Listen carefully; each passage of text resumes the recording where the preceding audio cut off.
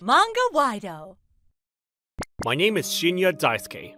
It's been 4 years since I graduated college. Work is going well, but a few months ago, I had quite the experience. It was all because of Saori, a girl I met when I was in my 3rd year of college. My name is Sayori Takaaishi. I hope we can get along. She joined the club I was in as a new student. She's so cute. But considering her looks, I was sure everybody else was also interested in her. There was no way I could be with someone like that. I pushed my feelings for her deep inside my heart. And time went by. We had a wrap-up party at our club to celebrate the end of the year. I happened to be seated next to Saori that day, but I'm not very good at striking conversations, so it was hard to talk to her. Saori, on the other hand, was having fun talking to some of her friends. They talked about where they were going for vacation, fashion, celebrities, and then about fortune-telling. And then, this is what they started talking about. People have always said that I have a strong connection to spirits. Like, you can see ghosts and visions of the future or something? Yeah, I get sleep paralysis a lot. Oh, and sometimes when I try to get out of it, I end up leaving my body. It's pretty scary. What? I don't believe in ghosts. And isn't sleep paralysis just caused by too much stress or something? Yup, you do get worried easily after all, Sayori. Yeah. The other girls started teasing her, and so Saori stopped talking. That's when I decided to help her. I got sleep paralysis once too. It was pretty scary since I couldn't move at all. You too, Shinya-senpai? I'm glad someone understands. Ever since this conversation, Saori and I suddenly got closer to each other. We started talking a lot after this day. And then, on the day of my graduation, she asked me to be her boyfriend, which is how we started going out. But since I just graduated and got a new job, I didn't have a lot of free time, which is why we only went on dates on weekends. I was more than happy with that though. Saori was good at having conversations, so being with her was really fun. She also talked about ghosts and spiritual stuff a lot. This place has a really suffocating aura. There must be a ghost. What?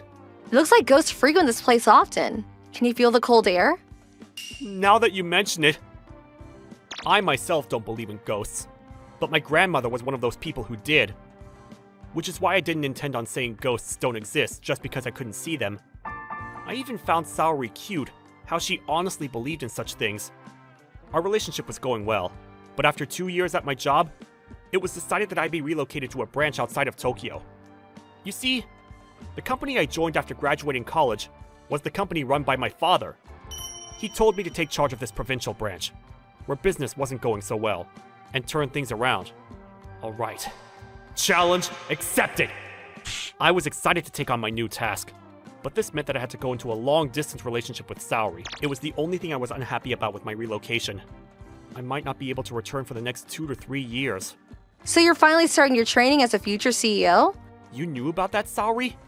I overheard a friend of yours once talking about how you looked so busy since you were going to take on your father's company. I was prepared for something like this to happen. I see. Sorry I have to leave you like this. Don't worry about it. It's not like you're going abroad or anything. I know. You're probably going to get really busy from now on, so I'll go and meet you from time to time. Really?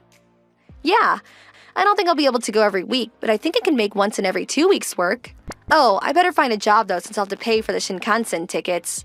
I'll pay for your Shinkansen tickets! Really? Of course. I do work full-time after all.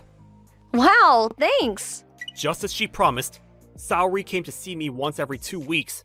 The work I had to do at the provincial branch was harder than I expected, so I was thankful for Saori's presence. And then, a year after relocating, Saori graduated college. She also started living on her own after getting a job. Saori became busy herself after this, which meant we couldn't meet each other as often anymore. One day, I was asked to come to the company's headquarters for the first time in a while. I know. I'll go to Saori's apartment and surprise her. The apartment Saori started living in wasn't that far from the office. I went to the address she gave me after work, and came to the front door of her apartment. I couldn't help but imagine Saori's surprised look. I took out my phone and called her. Saori? It's me! What? Shinya, what's the matter? You see? I'm currently right in front of your apartment. What? Seriously? Yep. Did I surprise you? You're such a prankster. I thought my heart was going to stop. I bought a cake to celebrate your graduation. Can you open the door? Oh, could you wait a moment though? I'm changing right now. After a while, the front door of the apartment was opened, and Saori showed me into her room. Welcome. It's so hot today. Really? Nice house. I haven't talked to her in person for a while. Saori is acting a bit strange though. She looks like she has something on her mind. What's the matter? You don't seem like your usual cheerful self. Did you not feel well or something? It's not like that. I'm just a bit nervous since we haven't seen each other in a while. I see. Anyways, I brought one more surprise for you. It's not decided for sure yet, but I think I'll be able to move back here next year. Really? Yeah, and when I return, could you marry me? I took out the ring I was hiding until then, and Saori looked so surprised. You don't have to give your answer right away. But I already made up my mind. I'm so happy right now. I've been waiting for you to propose to me for so long. I'm glad you felt the same. Saori was the one who started the relationship between me and her. She asked me to be her boyfriend after I had spent 2 years trying to hide my feelings for her. Given my track record, I understand why Saori was worried about whether I would propose to her or not. Can I stay here for today? What? I won't insist though, since it's so sudden. That's when I heard a strange noise from behind. Huh? Did you hear something right now? Really? You're probably just imagining things. No. I'm pretty sure I heard something. We stayed in silence listening for a few seconds, which is when I started to hear cries from the bathroom. I'll go and see what it is. No, you need to run, Shinya. I didn't want to say anything since I don't want to worry you, but recently I've been hearing strange voices around the house. I think a ghost is haunting this apartment. A ghost?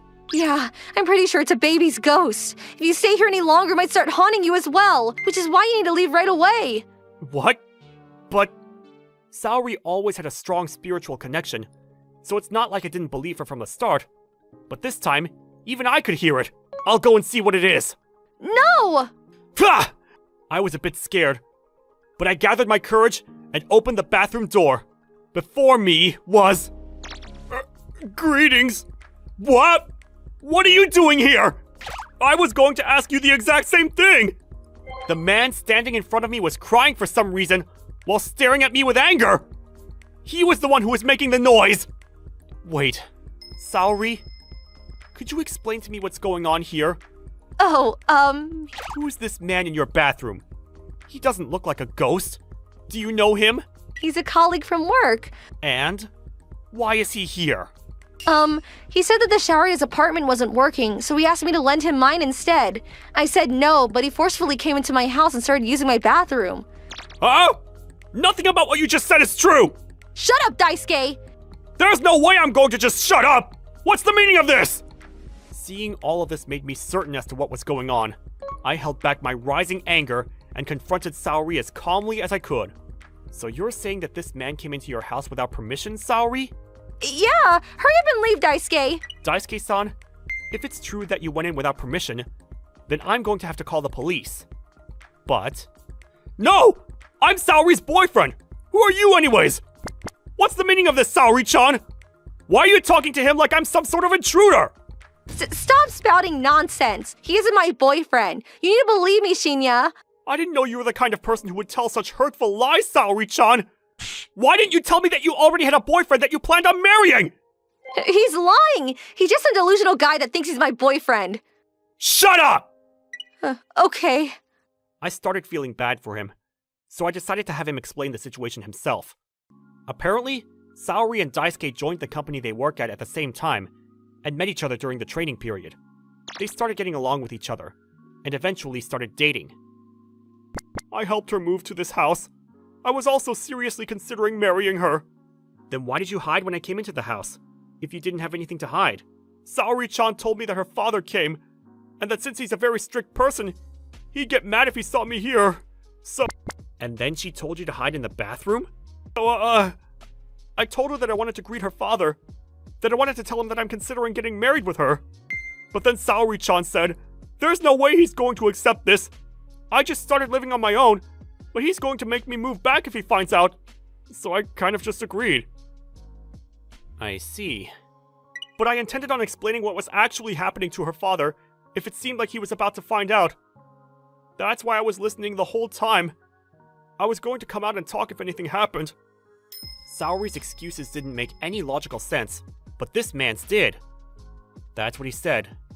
So, you intended on getting married with this man? No! You're the one I truly love, Shinya. Do I really have to tell you that? But you never proposed to me, so... You didn't believe me? That's not what I meant. I just thought it'd be best if I kept Daisuke as well, just in case. I had no idea you were gonna propose to me today. So that means I was just backup to you? Who do you think I am? What happened after that was hell.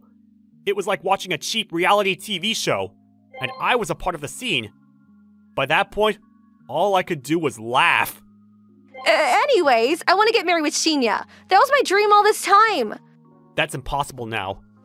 Even you can understand that, right? So you're gonna throw me away?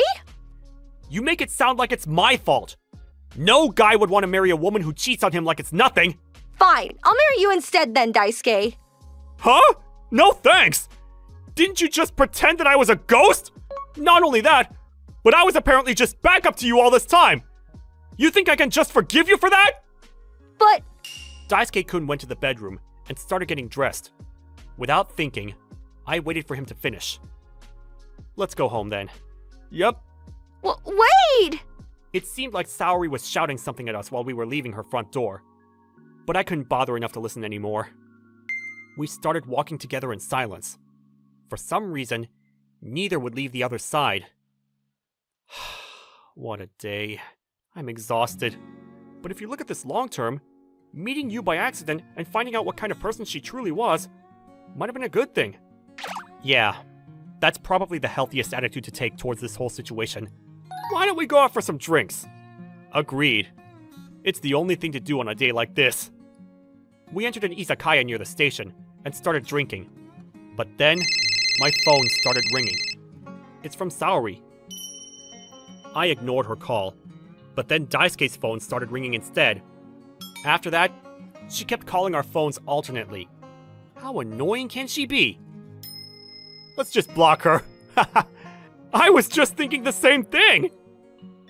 Just like that, we shut Saori out of our lives. For some reason, Daisuke and I got along with each other, and we exchanged contact information. We started seeing each other from time to time after that, to go out for some drinks. Saori, on the other hand, was pissed we blocked both her line account and her phone number, so she confronted Daisuke in person at the office. One of their other colleagues apparently saw the whole thing, and not before long, the whole office knew about Saori's cheating. People sympathized with Daisuke, but they all started treating Saori coldly after that. She found it difficult to stay at the company, which is why she quit before even spending a year there.